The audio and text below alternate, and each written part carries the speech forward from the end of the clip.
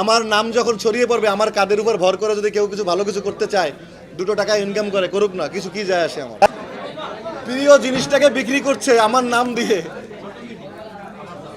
করুক না, who cares. এরকম তো অনেক কিছুই হয়, অনেক শিল্পীর নামে দেখছি এগুলো হয়। তো এগুলো তার প্রিয় জিনিসটি যদি প্রিয় নাম বলে উনি যদি ওনার দাম হাঁকিয়ে উনি বিক্রি করে উনি লাভবান হয়, হোক না।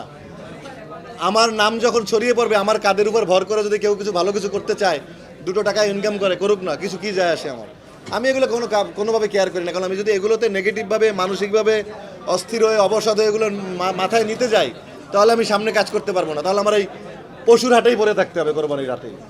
তো অতএব হু কেয়ার, যখন তুমি সামনের দিকে এগিয়ে চলবা, তোমার গাছে অনেক ফল হবে। সবাই এই লিচুর সিজনে রাজশাহী ছুটছে কেন?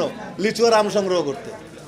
তো ওই মানুষটা তার প্রিয় জিনিসটার নাম, এর আগে তো I am not the first on, এর আগে অনেক শিল্পীর নামে যে যখন জনপ্রিয় থাকে তার নামে এগুলো ওরা বিক্রি করে বাজারে কাটতির জন্য। তো হু কেয়ার্স, তারা যদি ভালোর জন্য করে, হু কেয়ার্স। আমি এগুলো নিয়ে কেয়ার করি না, বদার করি না, তার ব্যাপার। না ছাগলটা কিনে গাড়ির পিছনে উঠেছিলাম, ওদিকে আমার ড্রাইভার না বুঝে দরজা খুলে দিয়েছে, ছাগল লাফ দিয়ে বাজারের মধ্যে দৌড় দিয়েছে।